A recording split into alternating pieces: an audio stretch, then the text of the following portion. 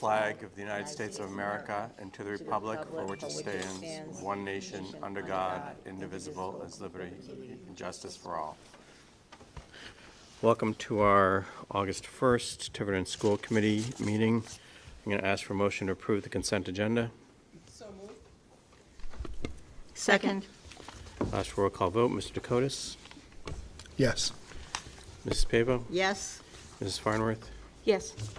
and Mrs. Palish. Yes. And I vote yes. So we are on to new business. We have item 5A, TMS music program. Dr. Sanchioni, Mr. Carlisle, I think you're present. Mr. Carlisle is here. Thanks for having me. My name is Ken Carlisle. Want to turn on your microphone, Red button. Ken? There we go. Thanks. Good evening. Thanks for having me today. In case you don't know me, I'm Ken Carlisle. I have 3 kids that all have gone through the school system to their graduate. I have one graduating next year. And then I'll be clear of high school, but still got college to go. So at the end of the school year, also, I'm the treasurer for the Temple organization. Thank you. So at the end of the school year, we were kind of wrapping things up and taking a look at where we're headed, where the music program was headed. We were kind of happy with what happened last year. I mean, we got, I'm just going to actually blow through a couple of these real quick. So if you look at what the band did last year, they attended the new senior. Mr. Carlisle, can you just make sure you're close to the mic, because otherwise you're not getting picked up for people at home. So last year, the band attended the new senior center, and they did the flag pole dedication there. They did the Tiverton Celebrates Parade, which they haven't done in a few years. And they got back to the tree lighting. That's actually Danny Lopes in that picture. I couldn't find a recent one, so that's a few years old, but it was pretty much the same thing this year. And even they went back to doing football games. And they even went back to, they didn't go back to, but they went to the Rogers game. And the reason they went to the Rogers game is because Rogers doesn't have a band anymore. So they covered that one as well. So we were kind of excited as to where the music program was headed. But to give you guys some numbers, over the last few years, it went from 50 to 25. And this year, just shortly, just a little while ago, it was 9. But I want to thank Mrs. Craven for the work she's been doing. I've been pestering her quite a bit, and she's been very helpful in getting me the information I've requested. But we're now up to 12. So really, that's not a marching band. That's some type of ensemble, but it's not really a marching band. So what we did is I took a look at this, and I said, well, you know, everyone says that there's scheduling issues, right? And, you know, how social media blows up, and I've got a social media slide up there, which I can show you. But everybody's complaining it's scheduling, and nobody's listening. So I said, well, let's reach out to the other schools that are about the same size and figure out what they're doing. So I contacted everyone up there. Actually, I did not contact Blackstone Prep. I figured they're a prep school. They're really not part of this. But the other ones with the check marks all got back to me right away. And so I met with them real quick. They were in the midst of shutting everything down for the year, so they didn't have a lot of time to spend with us. But I did contact the band directors, had a quick conversation with them, and all of a sudden it came up with scheduling again, right? Everybody's in the same predicament, right? They're all losing band members like crazy. It's all scheduling, right? That's what I'm hearing. And they're all saying it's the new ride requirements, they have to have financial planning, all these things are bumping people out, and they're forcing them to do other things other than participate in the band program. So we did a quick survey, and we asked, if you can see it up there. So we did a quick survey out on Facebook, and you know, the results were kind of what I expected. For the people that participated in the survey and said that they couldn't get their student into a performing group this year, the majority of them said it was a scheduling issue. Okay. We've gone through the schedule. I've looked at it. There are not a lot of kids that are actually requesting that can't get in. There's a couple of weird ones. We can go into those. But the 3 classes, I said, if you did have a scheduling conflict, what was the conflict? And the 3 that came up were AP Psych, Anatomy, and Pre-Calc. Those are the ones that came up. So I would like to go back real quick. One more. So these are some of the social media comments. And I'll focus on Paul Anderson's, and then I want to focus on Olivia's. So I've heard this multiple times from multiple sources, that one of the things that's driving this is the way we schedule now and the way it's prioritized, the way the algorithms run. And Paul's pretty blunt on it. He said, you know what you need to do? You need to take any class that has multiple grades in it, schedule those first. So band, there's a few others that he mentioned, because I talked to him at a different committee. But he said, if you schedule those first and then let everything fill in. So Olivia Smith contacted me and we had a conversation, and she said, I've heard this from a lot of schools, that the ride requirements are driving people out of music. He goes, I don't think they're interpreting these correctly. So, and this was the email that she sent me, I'm paraphrasing it. But what she said was, as you know, we decided we're gonna have further conversations with all these schools and try to drive, to root cause or whatever it is. But since the first communication that I had with them, as school has ended, nobody has contacted me. Every Monday I send out an email saying, hey, this week you guys want to get together and talk about this? And it's been dead silent. So I think everybody's shot off for the summer. I'm not going to hear anything until September. So in September, I'm going to pick this up again, at least start asking the questions again. But I had two people at Rise who also said, we'd be thrilled to sit in on this. We'll listen to it, and we'll give you our input, and then figure out if there's something we can do. So that's kind of where we are at this point. But it would be sad to see the music program disappear. The other schools that are up there, when you look at them, none of them have a marching component. Went too far. So none of them have a marching component anymore. They've all dwindled away. So they don't go to football games, they don't do parades, they don't do any community activity. And I just think it would be sad to see that disappear. So I would like to take a look at this and try to figure out a way to keep the marching component going. All right, and just coming from someone who's had to build cross-functional teams for 30 years in my career, I can just tell you that the best members of your team that you're gonna get are people that participated in sports, team sports, and participated in music programs. They just understand the team concept. They understand, quote Bill Belichick, do your job, right? So do your job. I mean, you should focus on the your. And they understand that they are part of a bigger thing. So I think there's other slides in here, and you're welcome to look at those. I did go through the base graduation requirements and said, how can I create a super simple schedule? I know the schedules are a million times more complex than what I'm doing here. But even when I just threw them in, I ended up with 3 open spots throughout the career that you could put band, just based on the requirements that were out there. And I know I'm looking at it from a really, really simple standpoint. So I get that scheduling and getting people into the programs is tough. And this is the CTE one. If you do the CTE one, just based on what's on the RIDE site, saying that they have to have this. And then I'm saying, well, what open spots are left that they could do band?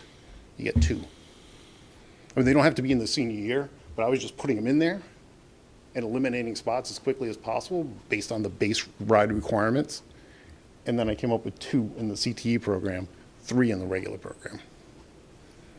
So I think I'm hoping to pick it up better in September and get a little more information and get the other schools and RIDE in the same room and kind of discuss this a little further.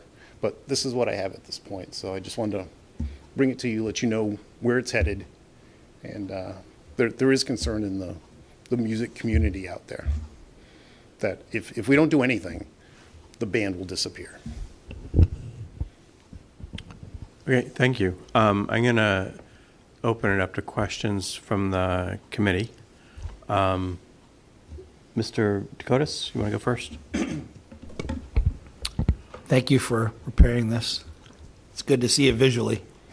And I agree with you. There's a portion of marching band that make things enjoyable. I know in Portsmouth they have a pretty healthy program. I know Cranston West, right? They're the ones that have a big program? Cranston West. I think Cranston West does. I'm not sure on that. I know Portsmouth does.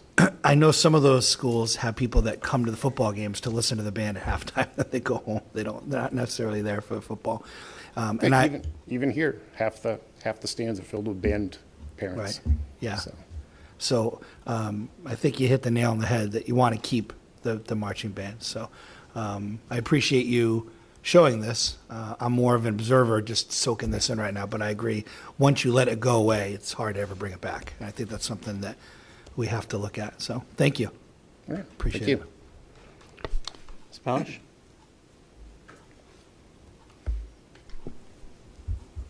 I'm a band parent. My son was jazz marching concert. He's been gone for over a decade. I will say scheduling was an issue even back then, and certainly Paul would Mr. Anderson would know that better than anyone. I know our guidance worked really, really hard even 11 years ago just to make sure. So is the band participation waning, or is it just marching band? Because it's different. Is concert band, is jazz band waning? Is the participation waning? Because when I'm looking at the scheduling, marching band was usually something that was done after school and summers. So I'm just trying to figure out if the program has changed. I would say when the marching component was removed as a requirement at the end of the year, I'm not as a requirement, but it was kind of like, you can participate in band, but you don't have to do the marches, you don't have to do that kind of stuff. I think 3 or 4 more people joined. So that took us from our 9 to our 12. So we aren't losing necessarily band during the day. Membership is not going down. It's that, Well, it is? It went Okay. from 50 to 25 to 12 Okay. in the last 3 Okay. years. So it's halving just- every year. So just concert band went from, wow, okay. Okay. And, we expected to see that, and COVID had an impact. But, this year it seemed like we started going in the other direction. So we were kind of hoping, and then when we saw the schedule this year, I'm like, oh, there's only 9 kids in the band next year. Okay. So that's why I was confused. It's not that the marching band, it's the whole program. The whole program, Is yes. is in decline. Yeah. Okay. In fact, Thank I you. don't see, is Matt here? Yeah, I don't think there's any percussion next year. I think there's no, is that true? Yeah. So there's no percussion at all next year. Okay. That's where I was that's why I was, because you were talking about marching band, and I just wanted to clarify that we're seeing. Yeah, the entire band for next year is 12 at this point. Okay, that's what I wanted to clarify with you. And yes, great. Concerned, I think we're all concerned. I mean, I think we've seen over the years arts and music. It's just getting more, we have more and more requirements coming up, and we have, now we're offering CTE, and especially when you have a small, Portsmouth is healthy because of their enrollment. So especially when you have small enrollment, I think this is kind of what we're seeing, and I'm so thankful, and thank you for yourself and Tempo and your parents that are saying, wow, we're really seeing this trend the wrong way. We may not have the answer, but you're talking about it, and let's get an answer, because I think arts and music, RIDE says they focus on it, but not in a way that they focus on other things. Yeah.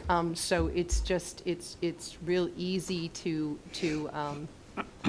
and again, I think our guidance counselors, Principal Craven, I think they understand that. I think Dr. Sanchioni understands that. It's really just all of you putting your heads together and figuring out, how do we take something that our kids need, and it couldn't have served my child any better. I mean, it taught him team, it taught him, responsibility. It helped him in math, because music leads to strong math, so couldn't say, it does. It's much like a sport. It does. So I appreciate you bringing this to our attention, and to the, certainly to the attention of our administrators. And I'm anxious to see, what you all come up So, with. 2 quick follow-ups on that. So as I contacted the other schools, and they all said it's a ride issue, it's a scheduling, it's a ride issue because of the new requirements. Since they were all pointing their finger that way, I actually contacted Representative Edwards to let him know, this is what's happening, this is what I'm seeing. So I've been sending him some of the information. Oh, thanks. Thank you for coming, Rob. Because I figured, if it gets bigger than just us, which it looks like it is. Well, and it's, right, so they're saying, well, they're misinterpreting it, but a lot of people are misinterpreting it. exactly.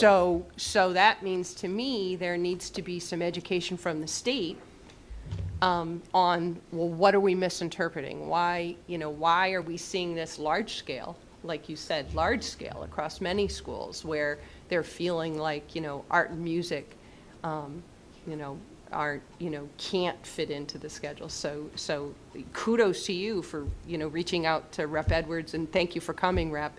And kudos to you for reaching out to Wright, because if that's at least the driving force, or at least the perception is it's the driving force, then they have to be part of the conversation. Yes, and I'm not sure if it's the perception or the Well, actual. exactly, Yeah. or So that's the kind of- reality. Yeah. Yeah, but they have to be part of the conversation. If Exactly. we're hearing it, like you said, you heard it over and over and over again, and I'm sure you're a busy man, so thank you, obviously, for the time that you've put into trying to save something that is important to yourself and important to our community. And one more thing I'd like to follow up Mm-hmm. on something that you mentioned, is that music majors can go on to do mathematics and stuff like that.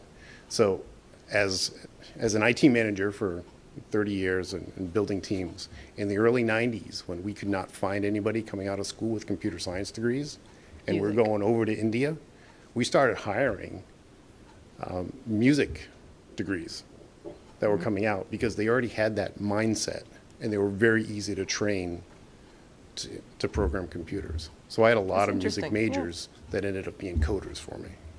It's just interesting. It's just they fit right into it for some reason. All right, so that's all I have for now. Dr. Larkin, thank you. Okay, Thank you. thanks. Mrs. Pavo? Yes, thank you for coming. I appreciate you being here. And thank you for having me. September will be too late. Late August For will this- be too late. For this year, yes. This has to happen during the scheduling period in the spring. The most important thing is in getting more, I'm concentrating on music band, getting more kids involved in band, is that master schedule has to allow it. If the master schedule isn't built to allow it, you're not going to get the kids there. I was a band parent in the same decade, or maybe a little before Mrs. Polish, but I was also a scheduler at the high school, so I know the master scheduling process, and it's very, very difficult. It's difficult to understand, it's difficult to make things work, but if it's not built in a way to allow certain courses, and not just music, not just band, you're not going to get the kids. You can't have it all, but there's a way to do it, but on that master schedule. And we can't look to the fall or late September, late August, because it won't work. And unfortunately, the Tiverton School Department was well known for their music program and their band, their marching band, their concert band, their jazz band. We're getting so small. I'm afraid we're going to disappear. I really, really am. I come from an era of kids, band kids, numbered 50 to 70 kids in the marching band, concert bands. And I'm worried. I'm worried because we have our athletes, we have our academic kids, and we have kids who are neither. They're not any of those, but they fall into a band. They're part of a band family. That's what we always used to say, band family. And that's their niche. So I'm hoping something good can happen. I really am. I'm concerned, though, and I do thank you very much for all the time you've put into this. Yeah, and I said it before, but I think once September comes, I'll continue to reach out. But my guess is that I'm not going to get a reply until school's back in session and everybody's back in. But then I'd like to continue these, and Right. and whatever I find, I'll definitely happily share with you guys. Right. Thank you. Mrs. Farnworth? Not to sound like a broken record, but I'm going to give you my credentials too as a band parent. Parent of a child who took music from the beginning of middle school right up through 12th grade. Did the whole band, marching band, jazz band, band major, all-star, all-state, all of it. And I can tell you that it was when we were transitioning from 8th grade to high school, we actually, I was strongly considering moving him to a private high school that had smaller class sizes because I felt it might help him academically. And when we took the tour of the school, and when we left, he said, "Are you kidding me? They don't have a band. I'm not coming here." I mean, that was the bottom line. He's like, I knew better than to even try. Okay, that was that important to my son and several like him. So what I'm hearing from you, the decline from 50 to 25 to 12, it's tragic. It really is. You know, and we all know, right? All the acronyms are out there: STEAM, science, technology, engineering, arts, math. SEL, social and emotional learning. You can't think of a better place for kids to bond than in a performance group, right? And have that sense of social interaction and community involvement and all of it. Science has told us time and time again, right? Music helps the brain develop. And participation in music programs throughout a child's life, it can't be underestimated how important that is. I do, and I was going to mention Portsmouth, but we all know Portsmouth, right? They're rock stars, and I wish we could figure out a way to emulate what they're doing as opposed to, what we're doing at this point. And we need to double the population. They have a much larger population, absolutely, but they have managed to. I think one of the other distinctions there is they have a really strong parent community that's dedicated to this. And I think, going back a number of years, that may have been the case here. And even in the last years of my involvement with Tempo, it was kind of getting to be a struggle to get parents involved. And that, I think, is not helping. The biggest thing, as Mrs. Pavo said, it is all about the scheduling. The question I have, though, is what about these ride requirements are people talking about here? I haven't heard yet what the perception is that ride is mandating anything that's keeping these kids from signing up. Actually, I think Ms. Craven could probably speak to it better than I can. But Okay. The I think one that that's I the heard that's was, the next presentation. Okay, and I'll ask her about that. That's fine. but I've heard directly that the new financial literature one, financial literacy requirement, everyone has to get it next year. So if you're a senior, you got to get it next year, or else you can't graduate. So. And that's one block. And that's fine. one block. There's one block going. But is that 5 So- days a week? Opposite of phys ed and health. So where you could have had band as opposite of phys ed and health. And we did make band an Right. every day class as well as a full-time class, just to accommodate as many students as we could. Okay. And then, oops. Wondering too, and the middle school theater program, how are the numbers doing there? Does anyone here have that? I have no idea. Obviously. But that's something that, I'd be interested in knowing, right? Are we doing a bang-up job at the middle school getting kids to participate in music and band? Because I know they've always had it there. And I did hear that they're getting strings restarted. Oh, I'm sorry. I think I misheard your question. So you're asking about the middle school The middle participation school. in band and orchestra? Well, yeah, are we losing kids from the middle school to the high school in band and So the last few years, it seems like the middle school has really ramped up. Mm-hmm. But I believe we're getting, what, 4, 6? That's it? It's the schedule. It's the scheduling for middle school. Yeah, so for the 8th grade that's coming up, I believe only 4 of those kids are going to participate in band this year. Okay. And so, I mean, what it comes down to for me, having served here for a while, we, at the high school in particular, has greatly expanded its offerings for AP classes, for CTE, and related and non-related electives. And I think at some point, something's got to give, right? We have, at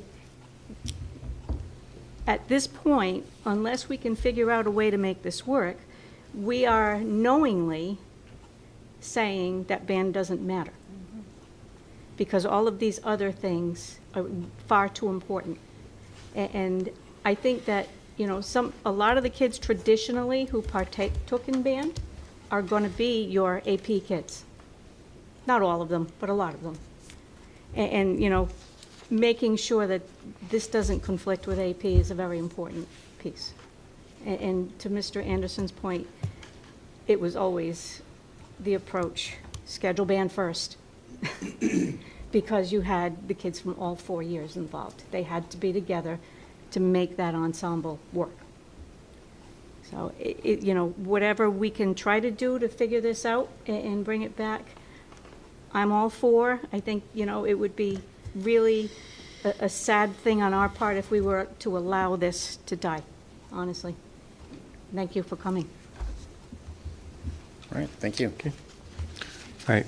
And yeah, I'm not sure what kind of parent I am. I'm not a band parent, maybe a golden retriever parent and otherwise indifferent. So, but I appreciate your coming. And I think, you know, I guess my only real comment is, you know, kids come to school for different reasons.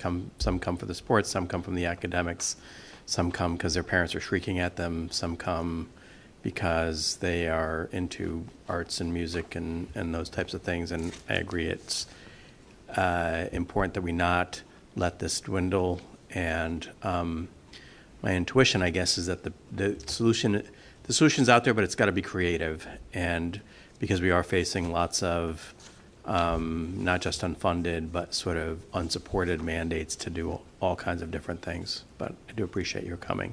All right. Dr. Sanchioni, I don't know if you have other comments you want to ask Mrs. Craven to present now, or I think ideally Ms. Craven would present. You have a memo from her explaining some of the rationale reasons why she's going through it with the scheduling. Okay. All right. Thank you, Well, Mr. very Carlisle. much. Thank you for your time. Just empty paper if you don't. So I can't, again, thank Mr. Carlisle enough as well. We've worked together very closely on this issue to try to find creative solutions to the problem. Ultimately, what we have found, so the way the scheduling process works, recommendations by teachers are made for advanced placement honors classes. And we try to meet those recommendations to the best of our ability. So if a student is recommended for 4 AP classes, we try to get that student in those 4 AP classes, if that's the recommendation by the teacher. But also the students' requests go into the system. And I have the student requests that were for music that weren't scheduled. So all the requests were scheduled but 10, and then we narrowed that list down to 4 students that were not scheduled. And Mrs. McGuire here, she can speak about the process that we followed to get that number down to 4. And those students have the option, but unfortunately, like you said, it faces AP Psych or anatomy. Anatomy is a CTE, one of the CTE pathway requirements, et cetera. The 3 factors have come into play with what we're facing. One is the RIDE requirements. The RIDE requirements are the new graduation requirements, financial literacy, 2 years of world language, et cetera. So those are the requirements that we've all adopted and are forced to adopt across the state of Rhode Island, that our students now have to take in order to graduate from high school. We also have reduced faculty here, less faculty, less electives. That's a big issue. We also had to eliminate studies in our schedule. So we used to have the opportunity to put kids in studies. We can't do that anymore either. So There's less spots to put them in because of our instructional minutes per day. So I will continue, and I am committed to making this work in any creative way we can. One suggestion is before school programming, which is too early. We already eliminated that, right, Ken? He said, no way. After school, or maybe evening programming for some of these students so that they can participate in marching band. Those are suggestions that I have. I know Mrs. McGuire went today. I sent her to a RIDE workshop, and she can speak about these requirements as well. Declare I was a middle school band parent, so I can certainly appreciate where everyone is coming from, especially Mr. Carlisle. I had all 3 of his kids, and we did work really hard to manipulate schedules or come up with other ideas to try to get them what they wanted and what they needed. So Mrs. Craven hit all of the points accurately. At RIDE today, I was with Olivia for the day, and the teams who were there were looking at the representatives from RIDE saying, logistically, how can we fit everything? So one of the suggestions for arts was after school, before school. They know that's not a great answer. One of the things we talked about was having a particular class count for more than one requirement. For instance, digital media. Vicki Blazer teaches that, and that could count as an arts and as a tech. So Olivia actually agreed to meet with Sue and I in the near future to kind of cross-reference what classes we could have target and meet those needs for graduation. So I think that'll help a little bit. We're, believe it or not, we are further along than most districts, and I dare to say all districts, being that we've already put in financial literacy, we've scheduled this year's class with world language. As far as the band goes, we have started kind of coming up with some creative ways to help support the programs. We started an intro to percussion class, and we have 7 students who are taking it next year. So we're hoping with that interest, that will help build the band program. So that's kind of where we're at. We're certainly thinking about this constantly. For the 4 students who could not get band in their schedule, we have met with them. And unfortunately, it has been a choice. So there are only so many things we can fit in the day. They've had to make a choice. And unfortunately, for the band, they didn't choose band. But the option is still there for them. We have lots of time. We have, out of those 4, I'm still in communication with 1. Mrs. Craven and I have given her some other options. We're trying to think outside of the box, so hopefully we'll be able to get her into. But if a student says to us, band is my priority, then that student did get band in their schedule. So right now with RIDE, the teams are looking at the RIDE representatives, and we're all asking for help. They are currently in contract negotiations with a scheduling company, and they're going to offer that to school systems. So we've also signed up to be one of the first for that, so they can come in, look at our schedule, give us some ideas, plus with Olivia coming down to help us figure out what classes can meet more than one requirement. We are very hopeful. Okay, thank you, Ms. McGuire. Thank you. I'm going to open up the floor to questions from the committee. Ms. Palish? So only 4 kids that wanted to sign up for band didn't get in band. That's correct. And we only have 12 kids We have 15 kids registered for concert now. band. We have Now, 15. correct. So I guess I'm going back to, so if it's robust at the middle school, if it is, and we don't know, but, but if it, let's say it is. What I'm reading here is kids aren't signing up for band because they don't want to do the marching band requirement. Yes, So and that's why, seems but that's why that piece was, that requirement we dropped this year. Okay. Because and as Mr. Carlisle explained, we did get 4 more kids who went into the band, the concert band, because we dropped the marching band requirement. We surveyed the students. We surveyed all the students, and the guidance department met with every student who was on Mr. Paquette's list as band students.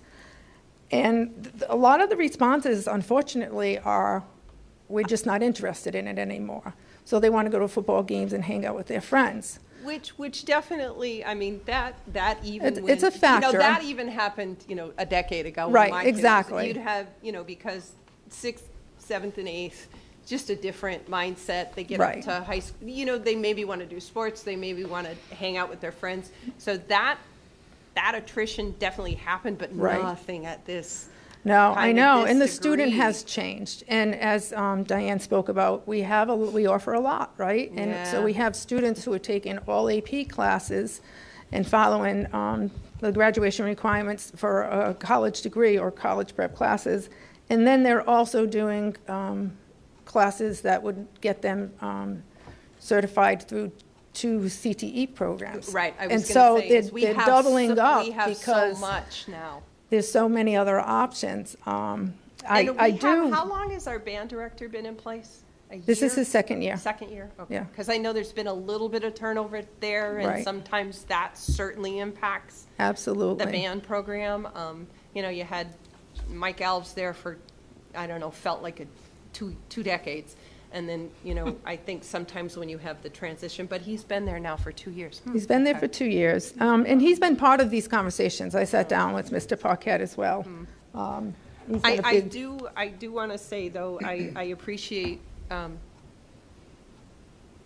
Mrs. McGuire, you got the creativity of looking into the classes that they can get Yeah. dual. So that's huge. I do think, that would help a lot. That's a good solution. We still have to figure out how to get students to be interested in Well, taking I was marching gonna say, band. because So that's- that's the piece that Ken and I are stuck on, right? We can arrange the schedule, we can figure out how to Because fit that's them what I'm in. reading, is people aren't signing They're up. just not signing up. So, I suggested that a member of Tempo join our school improvement team. We can talk about different ways to market it, have more conversations with the middle school. So there are ideas, but we just need to figure that out. Does the band and I know does the high school band still travel to the middle school and do performances? They do. So that they're able to see, okay. Yeah, Because I yeah. know that was always a big, And we had them go down Selling, there at the end of the selling. school year to, talk about the different instruments, et cetera. But so we're doing the same things, but we're not getting the same result that you would have maybe 10 years ago. Right. And like Diane said, maybe it's just we have so much to offer that.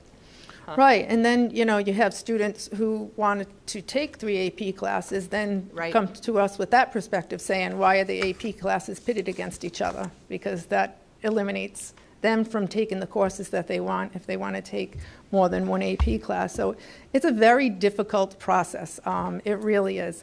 We follow the students' requirements. We put them into the system, or the students do, and then we roll the schedule. And then we look at the percentage of how many Yeah, students' at requirements the were end of the day, met, there really weren't right? that many people that wanted it that couldn't get it. It's the Right. the desire to take it. for Right, whatever and that's what it reason. comes down to right now. It's not But that doesn't mean they shouldn't be able to, right? And so I look at it from both perspectives, and I think we have to be a little more creative about how And to meet that need, right. whether it be after school or in the Exactly. evening, so, And if you think about it, we had, when our, a lot of our sports, when do they happen? After school. after school. So, Right. yeah. So, Yeah. did you have something else, Mrs. McGuire? No, Yeah. okay. That was mine. Thank you. Mr. Barton? Mrs. Craven, I see your recommendations. Thank you for the memo. You're welcome. I agree that having parents from any and all booster organizations should be represented on the school improvement team, because they're an important part of the educational experience all around.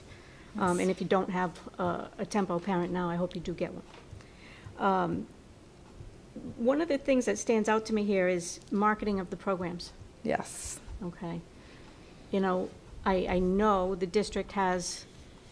a more than capable social media site.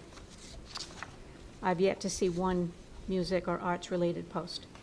It's Yeah. all sports. So I frequently, every time I put out a newsletter, I send something to all of the teachers saying, you have something, send it to me. Send it to me and I'll put it out there. Send it to me and I'll put it out there. And more often than not, what I do get is sent to me by other teachers. So really, that's the connection, right? You spoke about it well, saying, what more can we do to market this program, to make sure everyone is aware of the fact that we have a great program here, and we want students to be involved in that program. And that's another piece that I plan on talking to Mr. Paquette about. Like, send me the information, I will get it out there. Just send it to me. We've got the trophies. Yes, we do.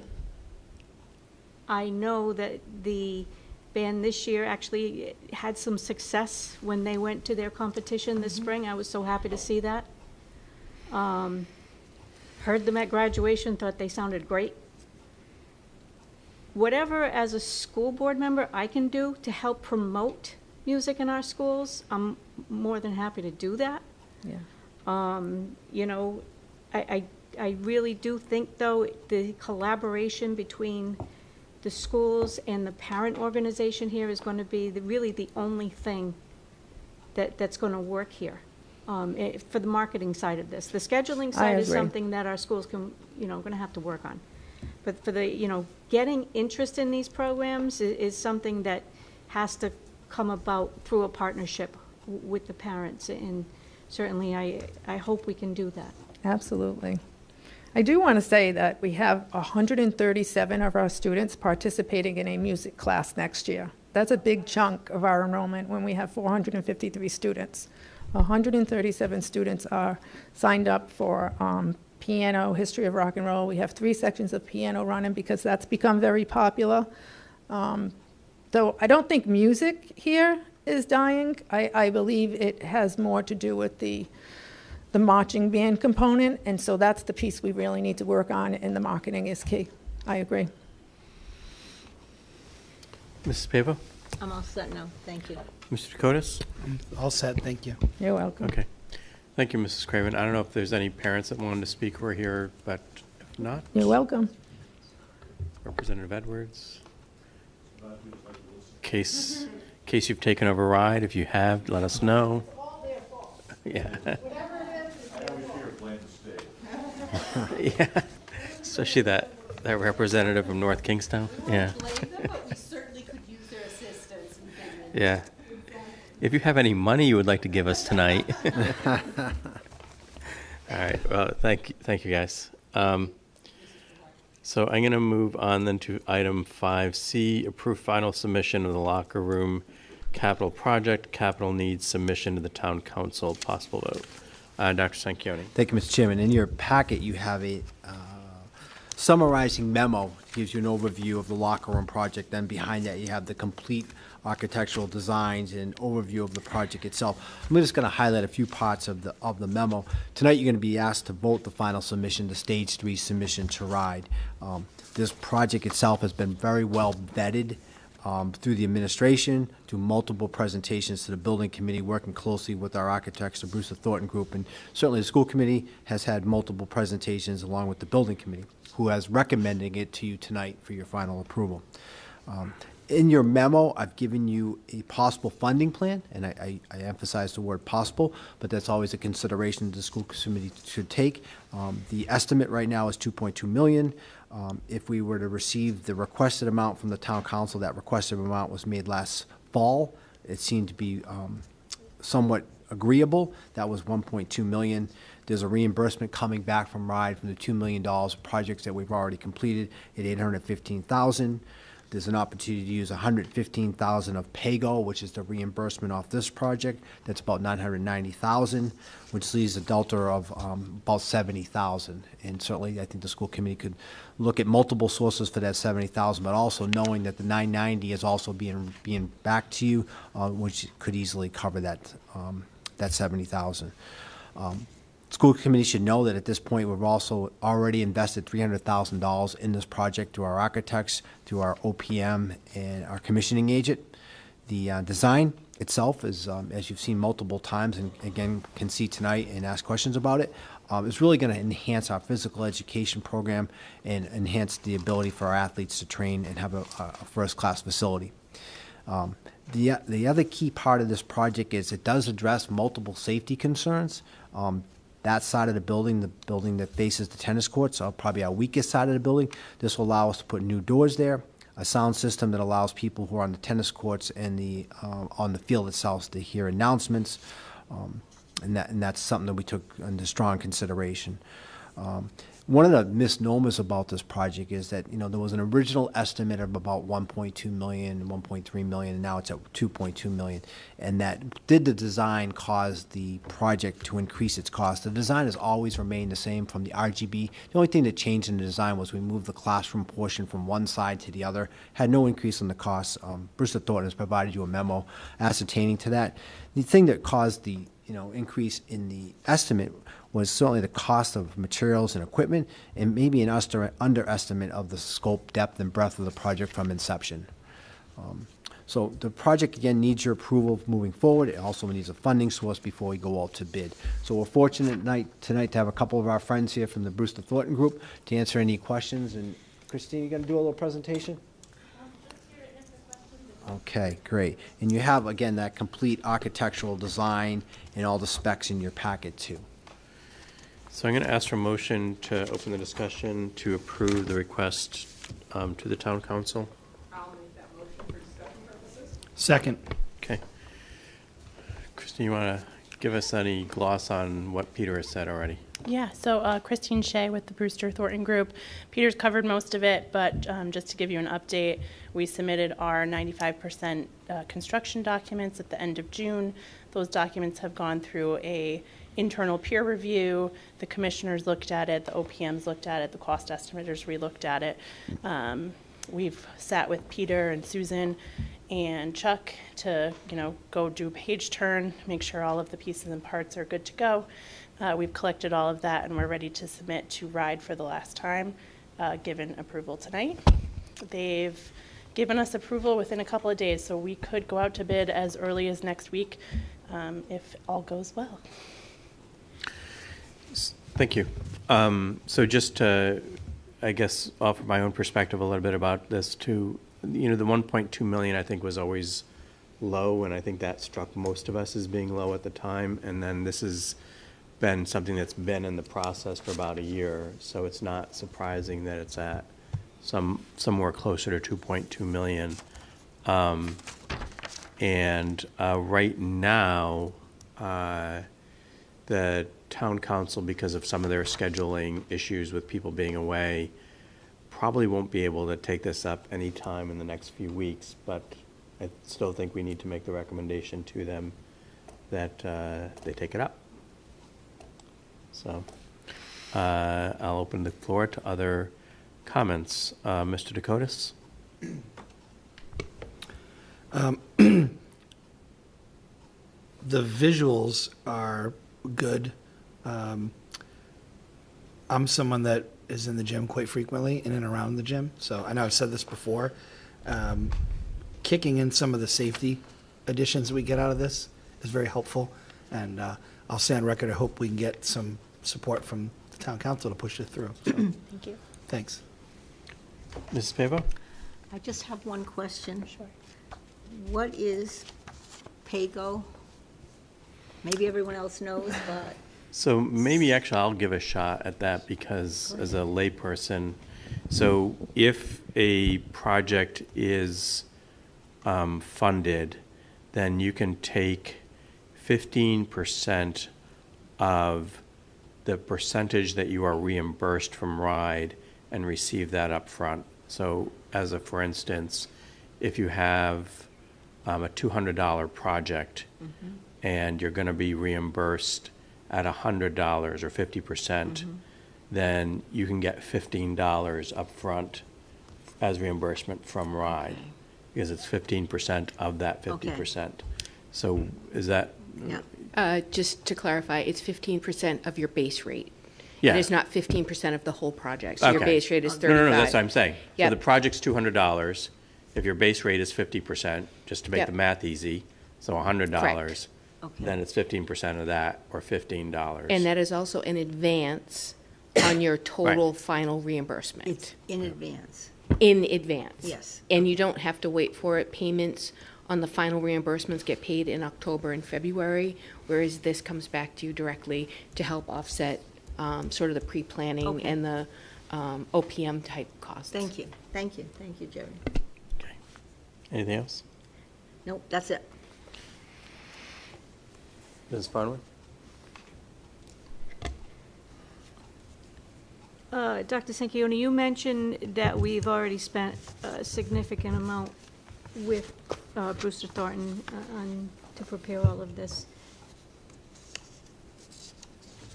Is that part of the 2.2 million? Yes. It is. Yep, the architect fee, the OPM fees, all that is included. Okay. And correct me if I'm wrong, at this time, we don't have a financial commitment for any of it. No. At this time, right? Not from the town council, The answer is no. No. And we do need to have the town council's approval before it goes to RIDE. Yes.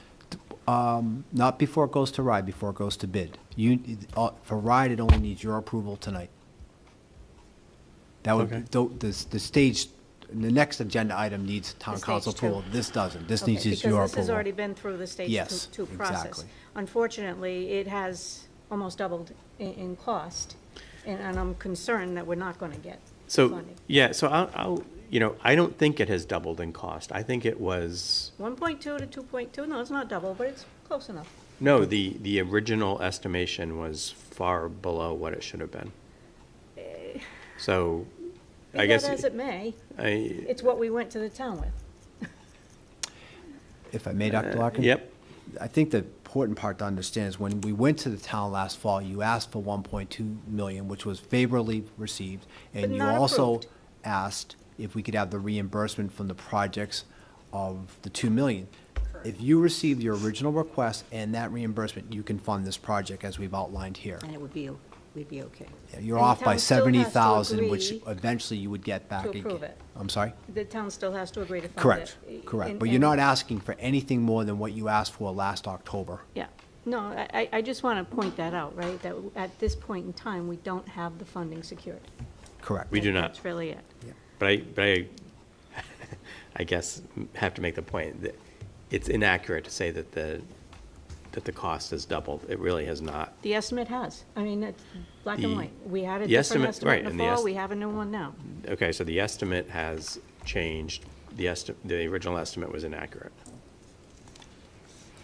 So, anyway, we can agree to disagree, I guess. No, I'm not saying that the original estimate was correct or not. It's not something that was ever established as fact. And, you know. No, and we were very never- clear with the town council about that, Yeah. even subsequent to that So, original request very early on. So, anyway. Again, my only point here is just to say, you know, we have not yet secured the funding. I Correct. support the project. I support voting in favor of it. It's just, we'll see how it Right. goes. So the only thing that won't happen is we won't go out to bid. If you approve it tonight, Christine will submit all the documents to RIDE, we'll get final approval, and then we're in a holding pattern. Okay. Okay. Anything else? Barbie? Ms. Palish? I support the project, have no problem with the project, but I am going to say my frustration is we've been talking about this since the fall, and it's Yeah. August. So I would like, however we want to send that request, that we need to have some drop-dead date that we are, I mean, we've been talking about this with the council since the fall. So if we're not going to get the funding, just say no. If we're going to get the funding, just say yes. I mean, we can't keep talking about it. So I would just like to request some sort of, we would like to know by the end of the summer. And do you think that's unreasonable to ask the council to let us know? Because we were hoping we were going to get this done this summer. And now here we are, August, we're paying architects' fees for it. If the project's not going to go forward, then we need to just deal with that and move on. So my only request is we need to request of the council, we would like we want an answer by X date, whatever that answer is, so that we as a committee, we as a school community can just move forward. I mean, we can't. I will, if that's the pleasure of the committee, and I agree with you, I will ask them for a firm date to take this up again. And if you could make that request in writing, that would be great. Yeah, I will make a formal request. That seems to be So what what's the request going to be? We would like an answer by what date? What do we think is reasonable? I mean, we've been talking about this since the fall. How about the start of the school year? September 1st. Yeah, I would ask them for a meeting that they address this and see what they can come back with. It was very difficult to even schedule the 28th right now because of, September will be clearly different. Well, I understand for stage, but we've already been before them with this. I agree, yep. So, Yep. again, I am appreciative of the fact that they passed an ordinance and they took control of the casino money and are trying to do their very best to balance the needs of the community. But we cannot be talking about things in the fall and it's still August and we don't have a decision. Again, yes or no, and there needs to be, there needs to be some finality on this. Okay. It's getting very frustrating. If that is the pleasure, I will ask them to schedule a meeting. And if you want to give a date by September 15th. Well, didn't we already have dates for a meeting that we had given you?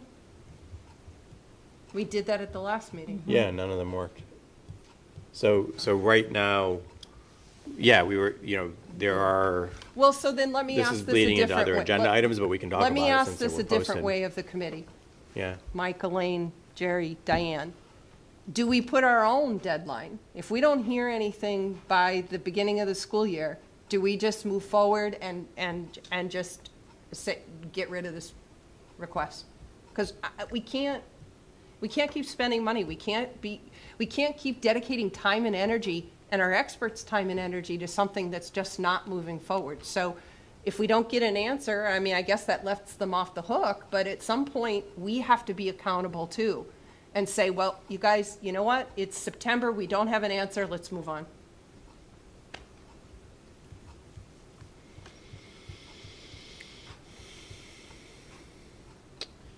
I guess my answer to that is I don't know what that actually gains us in the long term because they have the absolute control of the money. That's the pure and simple answer. So giving them a deadline, they can say, okay. And they let the deadline And I'm appreciative of the fact that they control the money, but we have a responsibility as a school committee and as a school district and as an administration to move ahead with capital projects. And we discussed this in the fall. If it's 9 months later now, 10 months later, 11 months later, and we still have no movement on it, then let's assume the answer's no, and let's move forward. Right, and frankly, if that money's not appropriated, you pay now or you pay later. And if you pay later, you're going to pay more. So. But I just think we have this project. We're spending money, we're spending time, we're spending energy, and it's just my opinion. I mean, maybe people are fine giving them another year to make a decision on the locker project. I'm not. So there's a motion on the floor, and you could frame that in the way of an amendment to the motion to include with that a request to the town council that they meet and make a decision on this matter by a given date, if you so choose to do that. And then the motion can be voted on and pass or fail. That'd be Point one way of approaching it. discussion before Sure. we go there. Someone has to make the motion, but anyway, go ahead. Sure. At our last meeting, I had suggested that we propose a joint workshop, joint meeting with the town council Yep. here in the library to discuss all of the capital needs, including this locker room project, as well as the stage 2 that we're putting together now. Yep. In addition to the security discussion Yep. that needs to happen. I'm kind of disappointed that we haven't gotten to the point where that's been scheduled. I'll be very honest. It has been scheduled, so, It's not scheduled here, it's not scheduled as a joint meeting. It's scheduled, well, from what I saw on YouTube, it's the town council's having their meeting, we're free to come. And that's not collaboration. It's really the, we're going to discuss what we would like to discuss and approve. And it really is just disappointing that we can't just, as a group, get together in a room, have a fair and honest discussion on the capital needs of our schools. so, so you're right. That was the original goal of setting up a meeting. As I mentioned, it has been very difficult to be able to get everybody together at one point. My understanding from the town council at this point is that they are happy to have us as a joint meeting before their meeting on the 28th. It'll be a joint meeting. And, in some regards, it doesn't, they can call to order and we can call to order. They can't preclude us from having a meeting with them. That is not a joint meeting. The joint meeting would be in a room where we could all sit around a table and Well, talk we will, to and each other. it'll be at the town hall. And rather than- honestly, at the town hall, in such a small venue, it just, we all know, right? It's 3 or 4 of us at a table in front of their dais, right? And the conversation is always going to focus in that direction. I think having an honest and open conversation about the various needs, again, we can have the television cameras here, we can have even a moderator if we wanted to. So let me finish. So that meeting is only to address the security report. And that's what I'm saying when I say we can ask them. No, my request was that we discuss capital needs as well. I know that. And that was my request to them. And that's what they came back at. So we still have no meeting to discuss capital Correct. needs, including this locker room. Correct. That's not for want of asking. It's for want of being able to find a date where 7 council members could make it. So, that is still an open request to them. We just haven't gotten an answer. I can go back to them and say, we've now set this deadline that, we really need an answer for. And that's true. Because again, if we do not move forward with this project, we have nothing else that is currently approved by RIDE for reimbursement. We will be in dereliction of our duty at some level for not continuing to try to maintain the capital, the infrastructure of what is actually the largest asset of the town, is this building. So,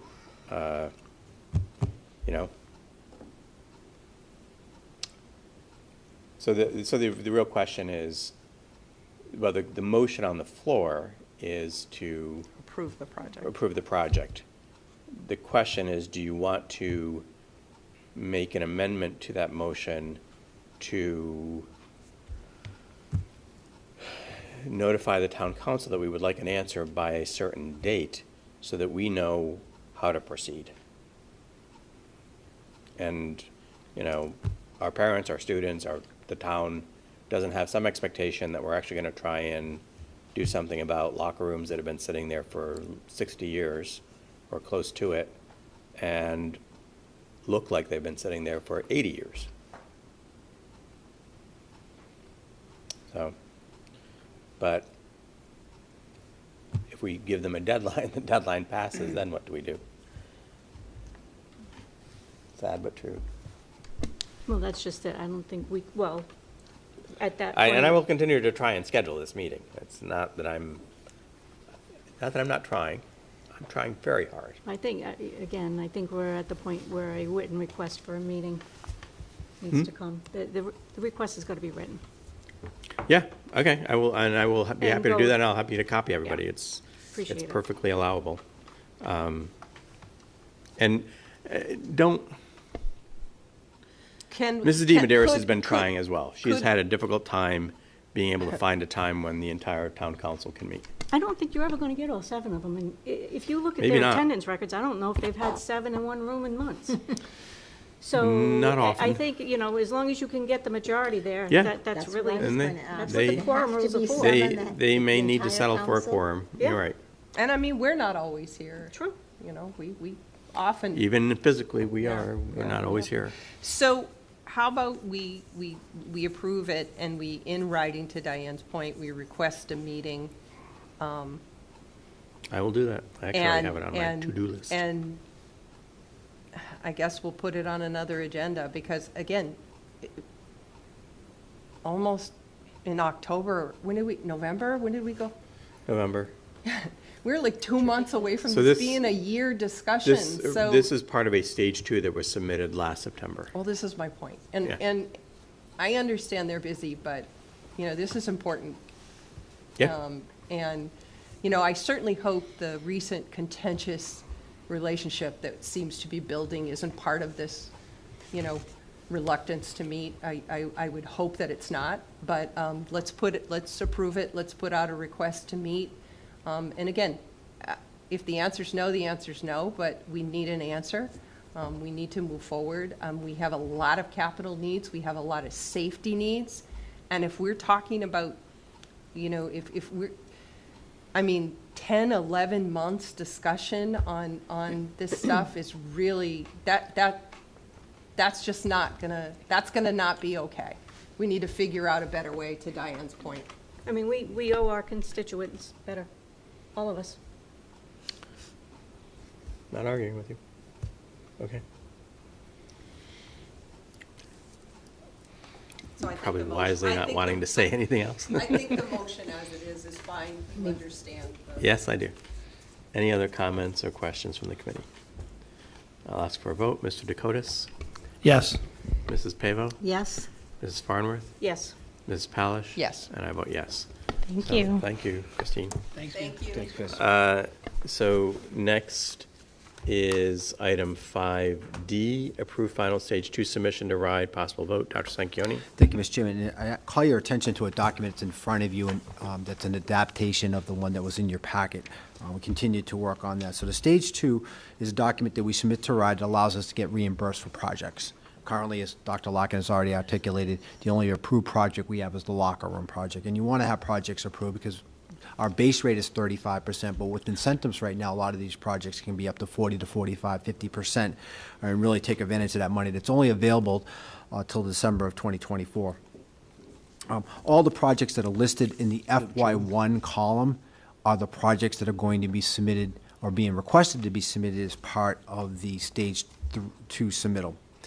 This has been vetted by the administration and close work with our building committee, again with our architects, the Brewster Thornton Group. And on Tuesday, July 25th, the building committee recommended to you, the school committee, that you adopt this plan and submit it to RIDE.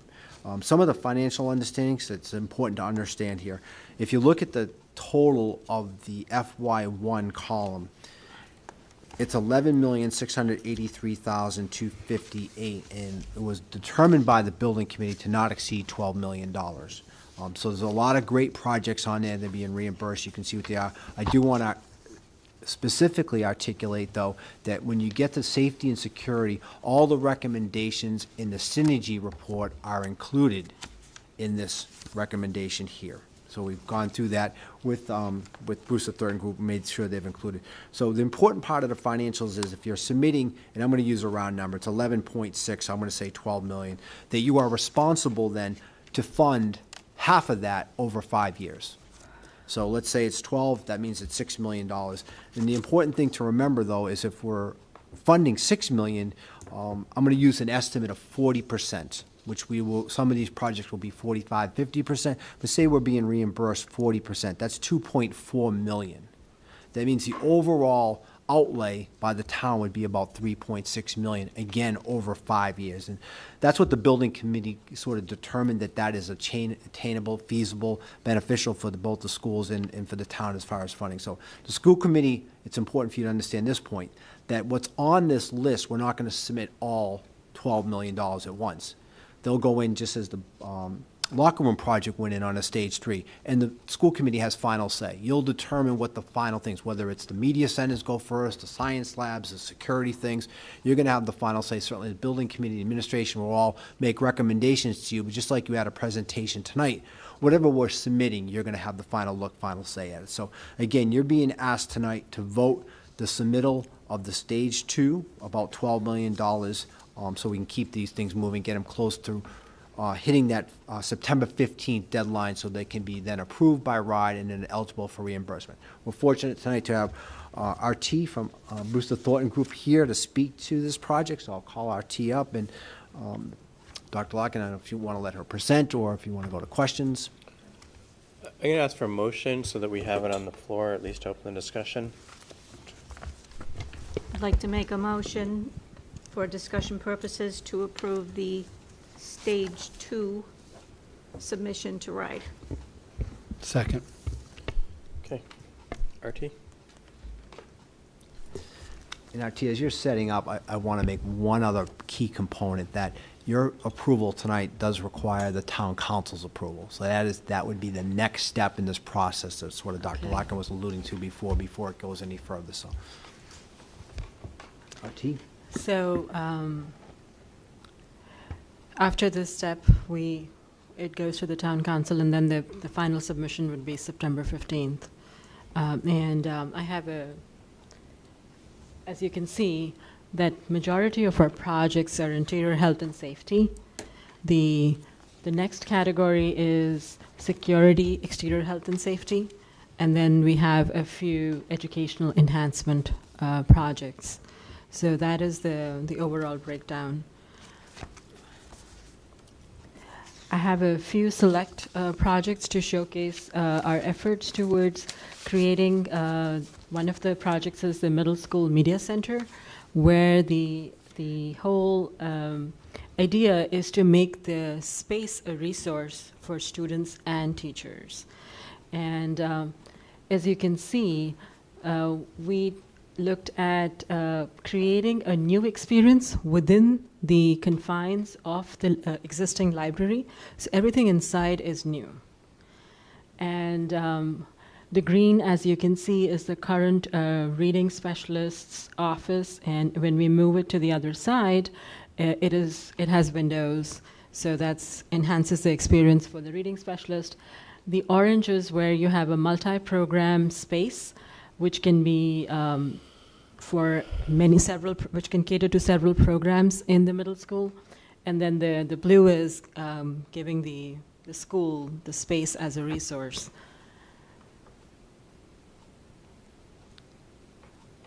That's an axonometric of the space. And during conversations with the principals and the faculty, we looked at spaces that could enhance the experience for the students and also provide spaces for them to collaborate as they move around in the school. Some of the furniture selections.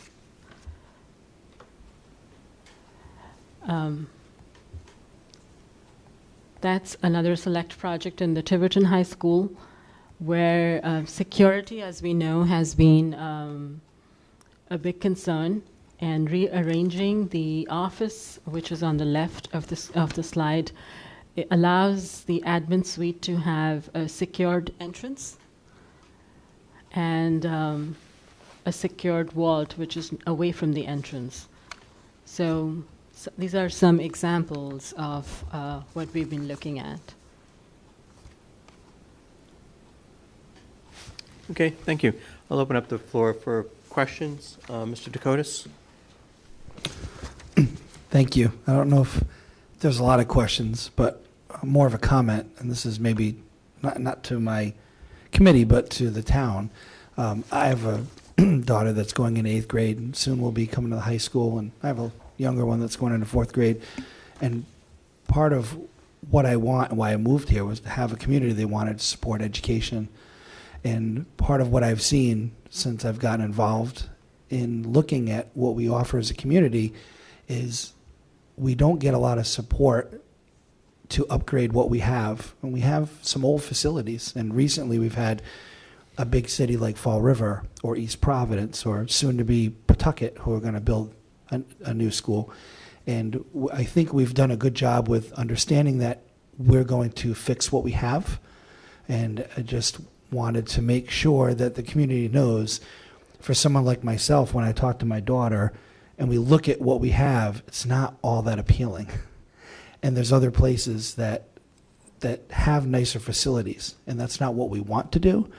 And I think we need to just, instead of kicking the can down the road, and this goes out to all the stakeholders in our town, including the town council, but the building committee is putting this together and saying, hey, we've really vetted this out. We really need to do these things. So I am just making a statement that I hope that we do come together to make what we have better. That will help people like myself have children that want to go to a school that has a media center or athletic facilities or upgraded classrooms or the safety things that we need to do. So I didn't have any questions, but thank you. More of a statement. No, thank you. Our effort has been first prioritize security and ADA throughout the schools. And within the budget, we're looking at how we can, all the schools, high school, middle school, all the elementary schools, they have the bones and the structure that is very good. I mean, we could always make the classroom block better, but we're looking to keep things in the budget and enhance the experience and incorporate design in such a way with slight changes. It can give a better, it can serve the students better. It can allow the faculty to use the facilities better and also check all the missing parts that we need in terms of technology, in terms of ADA. Things like a school store to help students get that world experience of working in a store. So small changes, big impact has been our approach. Okay, thank you. Ms. Palish, I know you're close to time. Yep. So nothing, no specific questions, but like Mr. Dakotas, I just wanted to quickly thank, we have a lot of really good people, including our architects who, on our building committee, in our administration, I know members here, and they have put a tremendous amount of effort and time into putting together the Stage 2 submission. I couldn't be more impressed, but I just want the community to understand the amount of effort and the amount of care and just professionalism and that has went into putting this together. And to Mike's point, I hope the community can get behind it. I hope that this is something that is going to do great things for our kids, and that's what we want. That's what we're ultimately we're aiming for. So I just wanted to acknowledge and thank all those people. Thanks. Thank you. Mrs. Pavo? I have no questions. Mrs. Barnworth? Just to piggyback again on Mike's comments, they were spot on, right? We made decisions several years back, right, to essentially build 3 brand new elementary schools at the same time. 2 of them were remodels, but for all intents and purposes, they resulted in brand new schools. And decisions were made subsequent to that the middle school and the high school we would keep and just continue to remodel, refurbish, because as you mentioned, we have the good bones in these schools and we can transition them to what we need them to be for the future in steps. And that's exactly what this is. I do want to thank you for coming up with what I feel are really great plans. Having sat in building committee meetings as well, there's been an awful lot of great discussion at that level. I know Dr. Larkin can agree to that. We do need our town's support to move forward with all of this. I will say that I'm thrilled that we're looking to prioritize, first and foremost, safety, right? And those safety needs are incorporated in this schedule that we see here. What I kind of just added it up. It's over $700,000 for strictly safety only kind of issues. In addition to that, the proposed renovation of the high school office has in my opinion, a very important safety component as well for our staff. Yeah. And to me, that should very well be prioritized and considered as really a safety improvement. And then, after that, because that is first and foremost in my mind. The educational enhancements that you're proposing here, the media labs at the middle school and the high school, the upgrade to the science labs at the middle school, who are, woefully unused and out of date, I think are excellent choices. The one other thing I want to talk about, though, is, there's a lot of other stuff on this list, and all of it is all necessary and good. I've read through all of it. On a personal level, I'm happy to see they're going to finally switch out the petitions in the boys' rooms at the elementary schools. This has been going on way too long, worse than the locker room project. But, I also wonder, and asking the committee, asking everyone here, I know that the educational enhancements here are a total of 2.7 million, and that's in today's dollars, right? And I would assume that over time, those costs would probably not go down. There had been a proposal as well to remodel, or renovate the auditorium here at the high school, and that didn't make the cut. For any number of reasons, including the fact that the building committee kind of wanted to put a $12 million cap on what they were looking to submit. We're not proposing bonding for any of this, as it stands right now. It's strictly reliance on the casino funds. Correct. I don't want to let the moment pass to say, why don't we consider continuing to go after the casino funds for the bulk of what we see here, but to perhaps consider recommending we go to bond for the educational and auditorium improvements.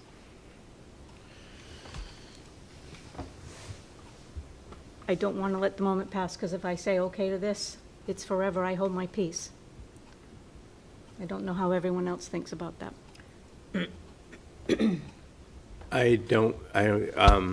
So I guess I'll give you my 2 cents. One is that we're not precluded from asking for or going to bond at a later date, particularly if it's tied in with something else that the town wants to do. They're just not anywhere near sort of coming up with a game plan for a public safety complex. If we request to go to bond, we have to go to bond in 6 months. Mm-hmm. So I just don't think it's the time to try and do that right now. So if we were to, just trying to understand the timing. Mm-hmm. If we were to go ahead and recommend the stage 2, and let's say it gets approved, we have this plan, the stage 2 has been submitted. Yep. When is the next time we could submit a February. new stage 2 to, let's say, include February. another project? February 15th. Or next September. It's always February, Every September. 6 months, we Yep. have that. So this is not a 5-year plan that we have to chew off of, and that's it. What it really does more than anything else is demonstrates the commitment of the town to be thinking about and at least aspirationally trying to maintain its infrastructure. And more importantly, actually, if we undertake any of these projects, we are now on record with RIDE as having them approved, so they are eligible for reimbursement. If we don't do this, then we don't have anything kind of in the docket, if you will, that is eligible for reimbursement. So that's the principal, those are the 2 principal goals purposes of the stage 2 submission. Dr. Sanchioni, you would look like you wanted to add something? I just want to be clear that if you submit this as a stage 2, you're committed to this as a stage 2. If you want to submit a new stage 2, you still would be responsible for half of the first stage 2. Over 5 years. Over 5 years, That's- absolutely. But Okay, you thank you couldn't for that. submit a Thank new you for one that and then absolve clarification. you of what you've already No, submitted. you would be kind of augmenting. Or, Exactly. And if you bonded something, certainly, then yeah, submit Okay. a whole new stage 2. Thank you for that clarification. That was all I wanted to throw out there. I don't want, some of the big ideas to die, if you will. Thank you. Yep. No, I think the big idea is there, but I think the time is not yet ripe for talking about a bond. So I'm going to ask for a vote unless there's any other discussion. Mrs. Palish? Yes. Mrs. Farnworth? Yes. Mrs. Pavo? Yes. Mr. Dakotas? Yes. And I vote yes. So thank you, Artie, and thank you, Christine, back there. Mr. And- Chairman? Yep. And I know you know this, but I'll remind you that with your approval tonight and the submittal to this, you need town council approval before I know, that's September 15th. part of my yes. discussion with the town council, and it has been, and I am I know still you're working trying on it. real hard. It's just, All right, item 5E, approve contracts for Chartwell OTPT services, FICA alternative plan, possible vote. Ms. Roderick? Thank you, Dr. Larkin. Before we get started, if I could request of the committee to table the OTPT services and the FICA alternative. The reason being for that, it was my oversight. I did not provide the documents in the packet. So if I could request that you table Do you have a that to the motion to next table meeting. those items? I'll make that motion. So we're just going to have, we're Chartwells. removing OTPT services FICA alternative plan from item 5E. Yes. And we're going to leave approved contract for Chartwells. Correct. Great, I'll second that. Okay, any discussion? Ms. Farnworth? Yes. Ms. Pavo? Yes. Mr. Dakotas? Yes. And I vote yes. So, Ms. Roderick, the floor is yours. Thank you. So every year we go out to, or we are party to a consortium of sorts with the other East Bay districts for our Chartwells food service. And they are, Chartwells has contracted with RIDE as sort of their, I'll call it their MPA vendor, even though they're not officially on the master price agreement. And what I've provided to you today is the proposed contract for Tiverton only as a result of that consortium and working with RIDE on the Chartwells contract. So I'd be happy to answer any questions, and if you don't have any, if I could request the committee to approve the contract for the 23-24 school year. I'd like to make a motion that we approve the contract to Chartwells for the 23-24 school year. I'll second. Any discussion? Mr. Dakotas? Do they still have the square pizza? Gosh, I hope not, but I don't know. I don't believe they do. And the brownie? I think that's you're my generation. And the brownie? It is rectangular. Oh, it is rectangular. Oh, okay. Like Elios? No, I don't have any questions. Thank you.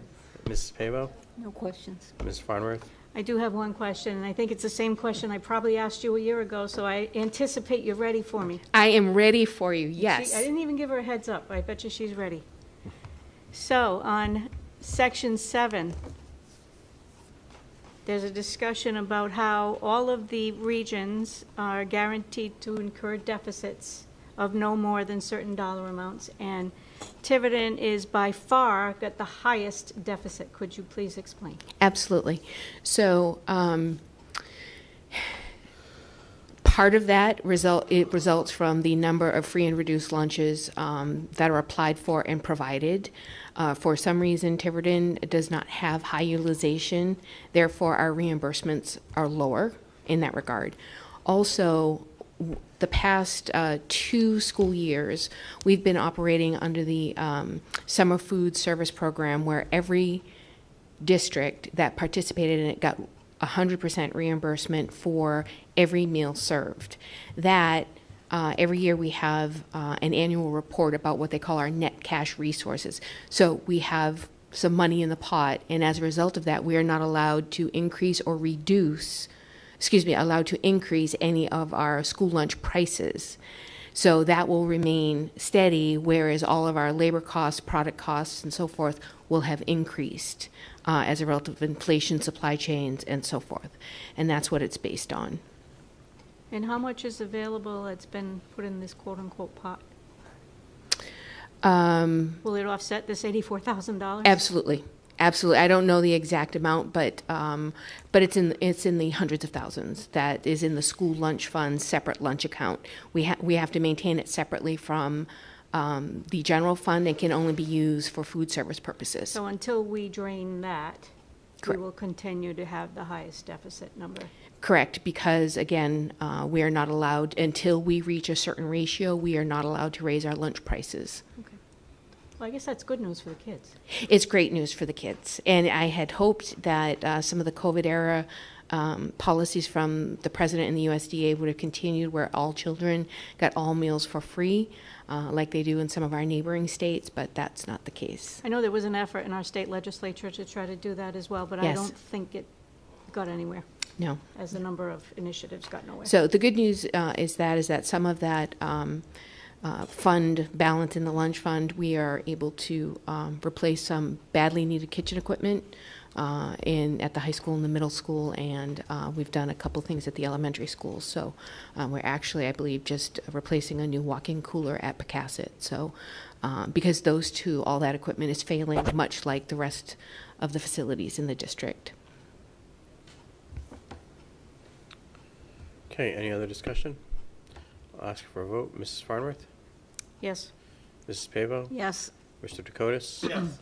I'll vote yes. Thank you, Ms. Roderick. Thank you so much. Item 5F, approved donation of for Fort Barton, not of Fort Barton. Unless we want to donate Fort Barton to somebody. I would like to keep it. Thank you. I'm so happy to be here. We've been working hard on making recess really a time for social interaction. Our PTO at Fort Barton is amazing. And so they set a goal of raising funds to purchase a swing set. We are the only elementary school in Tiverton without a swing set at this time.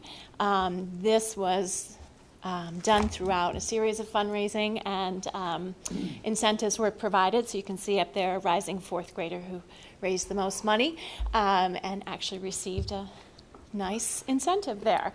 And as you can see in your packet, our PTO has met the goal. And so I'd love to ask your consideration to approve their in-kind donation of a swing set for approximately $15,200. Just so you know, additionally, to the fundraising, we had the interlocal trust come out and do a safety and liability inspection. They recommended the placement of the swing set. You can see up there in the aqua shading. We had input from my fourth grade advisory group as to the design of the swing set, and then we had an ad hoc committee of both our outgoing and incoming PTO board select the design. So it's a fairly traditional design of 6 swing sets with an interchangeable swing set for students who may need trunk support or a harness, and so it'll be fully accessible. We're really excited about it, and I just want to say thank you to Amanda Bonalevitz, Kate Gilfillan, Candace Magnet, Priscilla Wicks, Heather Towers, Jessie Welsh, Bob Kraus. Those are our board members, and then all of the members of the PTO, as well as the Fort Barton families and students who raised money. In addition to those folks, we actually had some amazing community contributions from Brookdale, VD Automotive, Gold Medal Bakery, Bally's, Newport Restaurant Group, and a legislative grant that the PTO gathered all of those resources together. And so they're very proud to have done this. And again, we're hoping that you'll accept their in-kind donation of, again, $15,200. I'll ask for a motion to accept the donation. I'll make the motion to accept the in-kind donation of $15,200 from the Fort Barton PTO for a swing set. Okay, motion's been made and seconded. Any discussion? I just want to say thank you very much to the PTO. I know you just, I can't tell you enough how happy I am to see. I think this may very well be the first swing set we have in town that has adaptive equipment on it. Of course. And, you know, it's a big news for your students, big news for all the kids in our town. Mm-hmm. And great they now have a swing set. Phenomenal. Good for them. Hope they don't jump too high. Well, I just will add in response to that, of course, we had input from our special educators and our families. We're very happy to be an inclusive school and support everyone's success in play. Couldn't be prouder. Thank you. Okay. I'll ask for a vote. Mr. Dakotas? I just want to make a comment as well. Is that okay? Yeah. No, sorry. Knowing most of these people, I know they put a lot of work in, being a PTO dad myself. I talk to a lot of these people pretty regularly. They did a great job. Also want to say thank you to to Mr. Felag and Mr. Edwards. I know with the legislative grants, Jay was here earlier, and also to our community sponsors who always, when we need them, they do kick in and help us out. So it's a group effort. So thank you to everyone. Thank you so much. Okay, I'll ask for a vote. Mr. Dakotas? Yes. Mrs. Pavo? Yes. Mrs. Farnworth? Yes. And I vote yes, but thanks. The kids will be thrilled. Thank you. Thank you. Okay, next is item 5G, which I would like to continue until after our executive session where we are going to receive some legal advice from our attorney. If no objections, then we will do that. And then we will go to 5H, revised FY23-24 school calendar. Dr. Sanchioni? Thank you, Mr. Chairman. A small revision and seeking your approval tonight. You've already approved this calendar, but I need to make a small change, and that is simply the days of our professional development. Originally, there was a day scheduled on October 20th, and the calendar that you have in your packet now has that located on October 13th. And originally, we had a day on January 12th, and that day was moved to January 26th. The reason for the removal is working with our vendors and our providers of the PD, being able to work with their schedules and get the right people here on the right days. So I seek your approval with that small change so we can get that out to our families and our staff. Okay, I'll ask for a motion to approve it. Motion to approve the change in the 23-24 schedule. Second. Calendar, I'm sorry. Second. Any discussion? I'll ask for a vote. Mrs. Farnworth? Yes. Mrs. Pavo? Yes. Mr. Dakotas? Yes. And I vote yes. To old business, we are on 6A, revised FY24 line item budget update.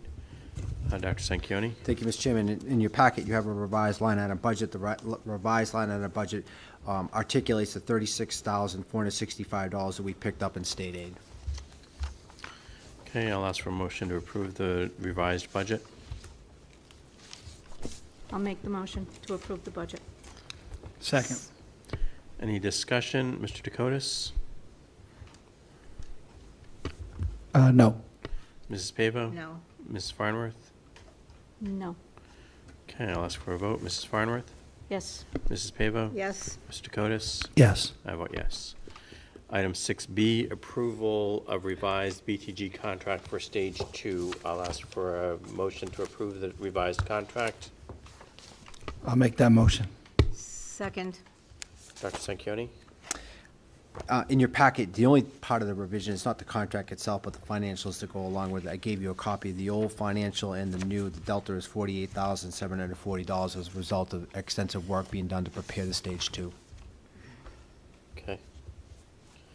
Any questions or discussion? Mrs. Farnworth? Is this to be interpreted as the final budget? You voted the Stage 2 tonight, so this is the final budget. Okay. Thank you. Mrs. Pavo? I have no questions. Mr. Dakotas? No. Okay, I'll ask for a vote. Mr. Dakotas? Yes. Mrs. Pavo? Yes. Mrs. Farnworth? Yes. Vote yes. So old business moved like a freight train. Really needed to. So our next, so I've kind of future meetings, agenda topics. So we've already discussed. I will do my best to set up a meeting with the town council. We should post for the 28th at 6 at Town Hall as a meeting for us as well. So that will hopefully be a joint meeting in executive just about the security. August 28th. August 28th. I would hold off until you're sure of it. Well, I mean, we can post up until the 26th or whatever. Yeah, I don't think there's any need to do it Yeah. 3 weeks in advance. No, there isn't. But this is more for informational purposes for the committee. And then I will do my best to set up another meeting to discuss the capital requests and the Stage 2 submission with them in a timely fashion. And then, so we have possible meetings on the 15th or the 22nd. And I think we should keep those at least one date as a placeholder as we kind of move through this discussion with the Stage 2 and the capital requests, and as we continue the discussion of the security. On our approved calendar, we couldn't possibly have had both of those weeks there.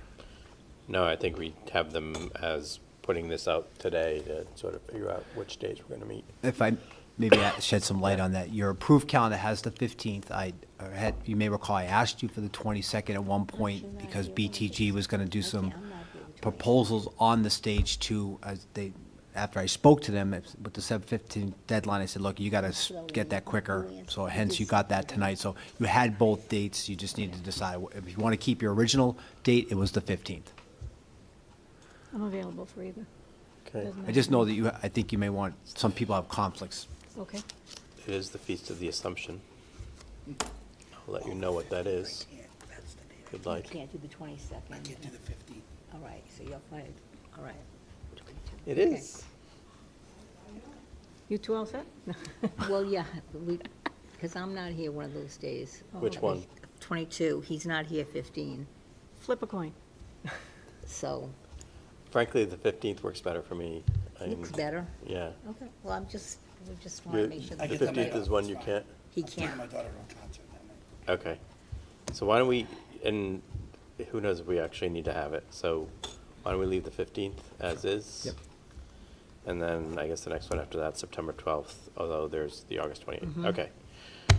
I'm going to ask for a motion to move into executive session under Rhode Island General Law 42465A3, review school safety plans and sharing high school report.